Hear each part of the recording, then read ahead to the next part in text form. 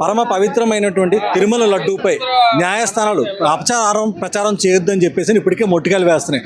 మరోవైపు దర్యాప్తు సంస్థలు, విచారణ సంస్థలు కూడా లడ్డూ ప్రతిష్టను దిగజార్చొద్దని చెప్తున్నప్పటికీ కూడా ఇంకా దుష్ప్రచారం కొనసాగుతుంది. దీనిపై ప్రస్తుతం రాష్ట్ర వ్యాప్తంగా కూడా వైఎస్ఆర్ కాంగ్రెస్ పార్టీ నేతలంతా కూడా ఈ యొక్క పవిత్రతను కాపాడాలని చెప్పి ఇంటింటికి ఒక ప్రచారం కూడా స్టార్ట్ చేశారు. దీనిపై ఇప్పుడు మనతో పాటు మాట్లాడేందుకు మాజీ ఎమ్మెల్యే వాసుపల్లి గణేష్ కుమార్ ఉన్నారు. సో చెప్పండి, అసలు ఈ యొక్క ప్రచారాన్ని మీరు ఏ విధంగా చూస్తున్నారు? అంటే ఈరోజు చంద్రబాబు నాయుడు గద్దెనెక్కిన తర్వాత ఏమన్నా సరే చెల్లుతుందని చెప్పేసి వైఎస్ఆర్సీపీ పార్టీ మీద నింద వేయాలని చెప్పి ఏకంగా వెంకటేశ్వర స్వామిని వాడేశారు.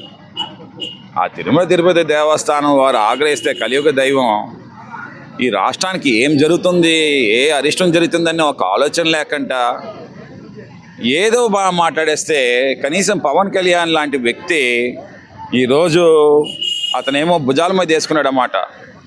ఏంటి హిందుత్వం అని చెప్పేసి ఒక భుజాల మీద వేసుకున్నాడు అన్నమాట. సనాతన ధర్మం అని చెప్పి భుజాల మీద వేసుకున్నాడు. నేనే ఉద్ధారకుడిని అని చెప్పి అనుకుంటున్నాడు అన్నమాట. మరి ఉద్ధారకుడు ఏం చెయ్యాలి? మీరు మాట్లాడక ముందు కోర్టులకు అప్పచెప్పండి, సిబిఐకి అప్పచెప్పండి, సిట్లకి అప్పచెప్పండి, అది వాళ్ళు నిర్ధారించండి. నిర్ధారించిన తర్వాత ఏదైనా లీక్ అప్పటికి కూడా ప్రజలు తెలియకుండా చేయాలి ఇవన్నీ.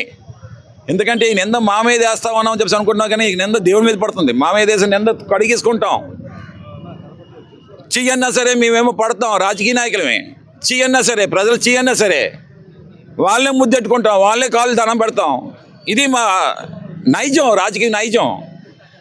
కానీ నువ్వు వేసిన నింద అది దేవుడి మీద వేస్తావు. నువ్వు ఏకంగానా కోట్లాది మంది మనోభావాల మీద వేస్తావు. ఈ ఆంధ్ర రాష్ట్ర ప్రజలే కాదు, భారతదేశం ప్రపంచ దేశాల్లోనే ఈ వెంకటేశ్వర స్వామి లడ్డు వెళ్ళిందంటే అక్కడ ఆ వెళ్తున్న ప్లేస్ అది ఎంతో పవిత్రం చేసుకుంటేనే ఆ లడ్డు వెళ్తుంది అన్నమాట.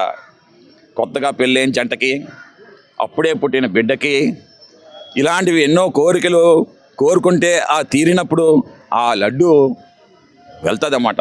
అలాంటి లడ్డూని ఏమో మన అయోధ్య టెంపుల్కి 20 కోట్ల లడ్డూలు పంపిస్తే ఆ టెంపుల్కి పంపిస్తారా? అపచారం జరిగిపోయింది అని చెప్పి గెంతులేసాడు Pawan Kalyan. What is this nonsense? నాకు అర్థం కావట్లేదు.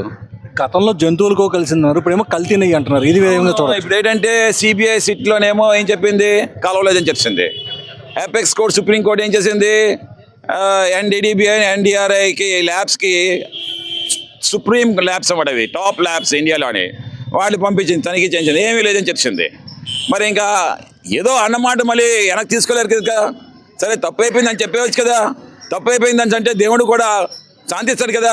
ప్రజలు కూడా ఫోన్లో ఏదో తప్పు చేపించాడు, ఎంత వయసు అయిపోయింది కాబట్టి మెమరీ లాస్ వచ్చింది చంద్రబాబు నాయుడు అని చెప్పి తీసుకుంటారు. కానీ ఇంకా ఇప్పుడు ఏంటంటే వాళ్ళకి జాకీలు వేసి ఎత్తుతున్నారు అన్నమాట. కెమికల్స్, పాలు లేకుండా కెమికల్స్ ఏమో ఏదో నెయ్యి తయారు చేశారట.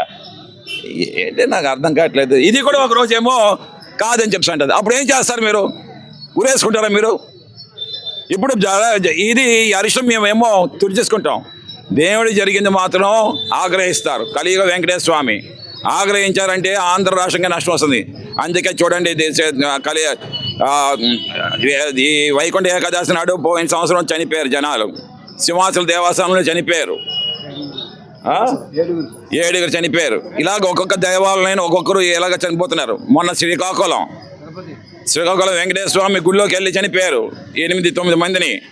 అంటే గోదావరి అది పాతే అంటే చెప్తా ఉన్నాను అన్నమాట. ఇవి జరగకుండా ఉండాలంటే చంద్రబాబు నాయుడు సిగ్గు అన్నీ వదిలేశాడు. ఇంకా అయిపోయింది అతని చరిత్ర.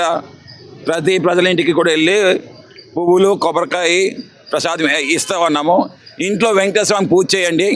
ఈ రాష్ట్రానికి అరిష్టం జరగకుండా ఆ స్వామివారిని శాంతించమని చెప్పి పూజ చేయమని చెప్పేసి చేస్తున్నాం అన్నమాట.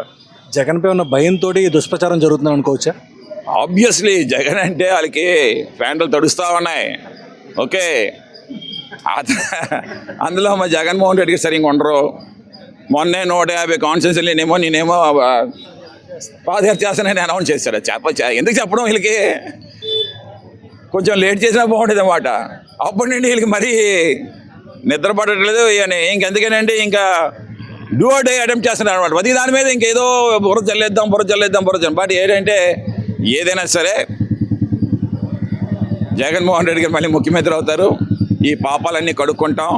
రాష్ట్రానికి అరిష్టం జరగకుండా చూస్తాం. నేనే మొన్ననే వెళ్ళాను కోరేనమాట. సార్ మీరు తప్పకుండా వరాహ లక్ష్మీ నరసింహస్వామి ఏంటి లోహపు విగ్రహాలతో ఇచ్చానమాట. ఇచ్చి సార్ సింహాసన దేవస్థానానికి రండి సార్ అని అన్నాను కూడా. గణేష్ అన్న చూస్తున్నావు కదా, మా నాన్న 5 సార్లు ఏమో పట్టు వస్త్రాలు వెంకటేశ్వరంకి అందించారు, నేను 5 సార్లు ఆ బ్రహ్మోత్సవాలకు అందించాను. అయినా నా మీదేమో రగడ చేస్తున్నారు, అయినా నా మీద బురజల్లుతున్నారు. నా గుడికి రావాలని ఉంటుంది, ఏ రగడ చేస్తారో ఏటో ఈ హిందూ మనోభావాలు దెబ్బతీస్తారా అని చెప్పేసి బాధపడుతున్నానన్న. నాకు అసలు అని నిజంగా ఒంటి మీద నాకు ఏదో రకంగా అయ్యిందన్నమాట. మా మిస్సెస్ అందరూ ఉన్నారన్నమాట. The way is taking the pain in his heart. వెళ్ళలేకపోతున్నానే అన్న బాధ అతనిలోనే నాకు కనిపించింది అన్నమాట. మీరు ఇది మాత్రం మంచిది కాదని చెప్పి చెప్తామని చంద్రబాబు నాయుడుకి, పవన్ కళ్యాణ్కి. తెలుగుదేశం ప్రభుత్వం ప్రస్తుతం డూ ఆర్ డే అన్న పరిస్థితుల్లో ఉంది. అందుకే ఈ విధంగా పరమ పవిత్రమైనటువంటి శ్రీవారి లడ్డూ పైన దుష్ప్రచారం చేయడం జరిగిందని చెప్పి చెప్తున్నారు. అందులో భాగంగానే అందుకనేసి ఇప్పుడు ఇంటింటికి వెళ్ళి ప్రతి ఇంట్లో కూడా ఈ దుష్ప్రచారం పోవాలని చెప్పేసి అని ప్రజలందరినీ కూడా ప్రార్థించాలని కోరుతూ ఇంటింటికి వెళ్ళి ఈ రోజు కొబ్బరికాయలు పళ్ళు కూడా ఆయన పంచడం జరుగుతుంది.